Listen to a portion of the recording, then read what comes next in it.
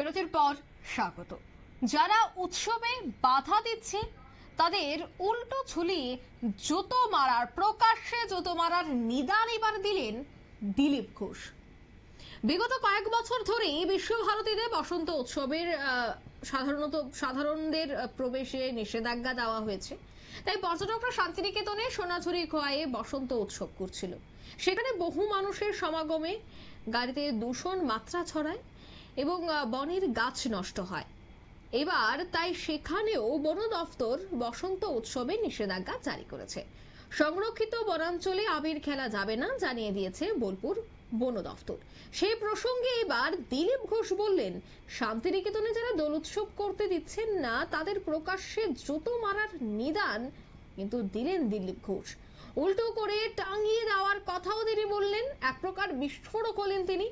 উত্তরপাড়ার বিয়ে রোড দোলযাত্রা এবং বসন্ত উৎসব উপলক্ষে উপস্থিত হয়ে এই বিস্ফোরক মন্তব্য করলেন দিলীপ ঘোষ। ঠিক তিনি কি বলেছেন শোনাচ্ছি। সেই অনেক কিছু নেড়া পোড়ানো থেকে আরম্ভ করে আর কি বলে হোলিকা দহন, যে আমাদের শাস্ত্রীয় পরম্পরা আছে সেটা হয়। আঞ্চলিকভাবে বিভিন্ন নামেতে সারা দেশে বিভিন্নভাবে হয়। তার পূজা পাঠ হয়ে যায়, কালকে আনন্দের সঙ্গে হোলি খেলি আমরা। তো কয়েকদিন আগে থেকে শুরু হয়ে যায়। উত্তরপ্রদেশে ব্রজ এলাকাতে 1 মাস ধরে হোলি চলে, আর সে ভয়ঙ্কর হোলি যত রকম হতে পারে, তার সঙ্গে মার ভিড় আনন্দের উচ্ছ্বাস চলে 1 মাস ধরে হোলি। এই বসন্ত উৎসব আমাদের এখানে শান্তিনিকেতনে রবীন্দ্রনাথ ঠাকুর এটা শুরু করেছিলেন, সেখানেও এই পরিবেশ তৈরি হয়।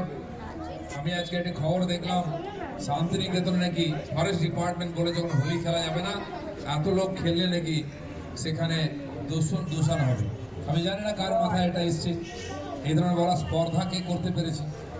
আমাদের উৎসবেতে পলিউশন হয়, ধুলো হয়, বাকি দুনিয়াতে কারে কিছু হয় না। তখন কেউ ওখানে পলিউশন দেখতে যায় না। পুরো বীরভূম জেলাটা লুট হয়ে গেল, ইট বালি পাথর কয়লা লুট হয়ে গেল, সেখানে প্রদূষণ হয় না, পরিবেশ খারাপ হয় না। কোন দাদার মাথায় এটা এসছে যে হোলি খেললে প্রদূষণ হয়? আমি প্রথমবার শুনলাম। তাকে তো উল্টো করে টাঙানো উচিত ওখানটায় এরকম লোককে, তাহলে আমি গিয়ে টাঙবো যারা আমাদের উৎসবে বাধা দেবে। এই ধরনের দুর্যোধনরা এই কলিযুগে আমাদের ধর্ম সংস্কৃতি অপবিত্র করছে, তাদেরকে প্রকাশ্যে জুতো মারা উচিত। এই ধরনের লোকেদেরকে যারা এই বড় স্পর্ধা করে বিপরীত দেখে। আর যদি এটা করে আমরা যাবো ওখানে গিয়ে বাধা দেবো। আমাদের এই আনন্দে যারা বাধা দিয়ে আমাদের উৎসবকে খণ্ডিত করে তাদের কোনো মাপ নেই। এই স্পর্ধা যেন কারো না হয়। এই জন্য আপনারা এই যে সুন্দর পরিবেশ তৈরি করেছেন সন্ধ্যাবেলা, আগামী আপনারা শুনলেন দিলীপ ঘোষের এই বক্তব্য। একেবারে বিস্ফোরক তিনি হলেন। তিনি শান্তিনিকেতনের বিষয়টা প্রসঙ্গটা তিনি টানলেন। তিনি বললেন যে শান্তিনিকেতনেও উৎসবের আমেজ ছিল। দোল পূর্ণিমাকে কেন্দ্র করে প্রচুর জায়গা থেকে দর্শনার্থীরা আসতো, প্রচুর জায়গা থেকে দোল খেলার জন্য সেখানে পর্যটকদের ভিড় থাকতো, কিন্তু হঠাৎই বন্ধ করে দেওয়া।